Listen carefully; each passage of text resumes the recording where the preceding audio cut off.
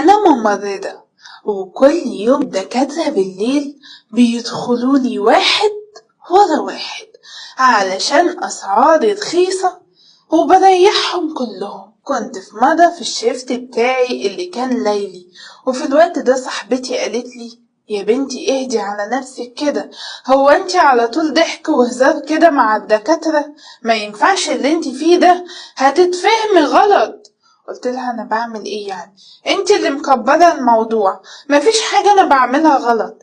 قالت لي: يا بنتي اهدي على نفسك كده، وما ينفعش دخلتهم وخرجتهم ليكي كده كل شوية بالليل، سمعتك حافظي عليها. انتي بس مش عارفة انتي مكبرة الموضوع كده ليه؟ هو انا بعمل ايه يعني؟ ما انتي عارفة اللي فيها. قامت قالت لي: المهم انا حذرتك، وعموما خدي بالك بقى، علشان اللي انتي فيه ده غلط في غلط وما ينفعش، وكده هتلاقي نفسك ان انتي بتغلطي غلط كبير جدا. يا بنتي بلاش تكبري الموضوع قوي كده، ما انتي عارفاني كويس.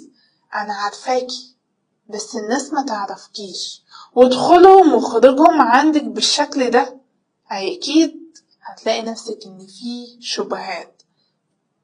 المهم خدي بالك.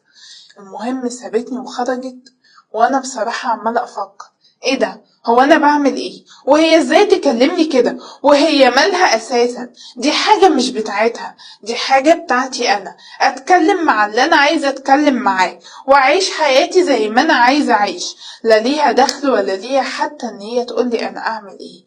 المهم كنت متضايقة قوي ومتكادة، لحد ما بعديها لقيت الدكتور بيخبط وبيقولي: هو انا ينفع ادخل؟ اه اتفضل ادخل. قال لي: بصراحة كده انتي حد جميل جدا. شكرا جدا ليك. لا شكرا ايه، بصراحة انتي لا مقاومة لجمالك. ايه الجمال ده كله؟ هو حضرتك في حاجة؟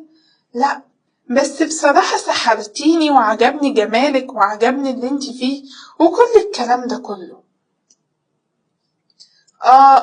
تمام شكرا. قال لي: ايه رأيك لو بكرة الصبح اعزمك على فنجان قهوة بعد ما تخلصي؟ ايه؟ لا مفيش داعي شكرا. لا هعزمك بكرة على فنجان قهوة، اتفقنا؟ وقام خرج وقام سايبني، حتى ما ادانيش فرصة ان انا اعترض او اقول لا او اقول اي حاجة. وانا كنت عمالة افكر هو عايز ايه ده وماله بيا ده. المهم محطتش في دماغي حاجة لحد ما جه تاني يوم ولقيته دخلي وبيقول لي: ها بقى، جهزي نفسك، انا هطلع اطلع العربية بتاعتي من الجراج على ما انتي تكوني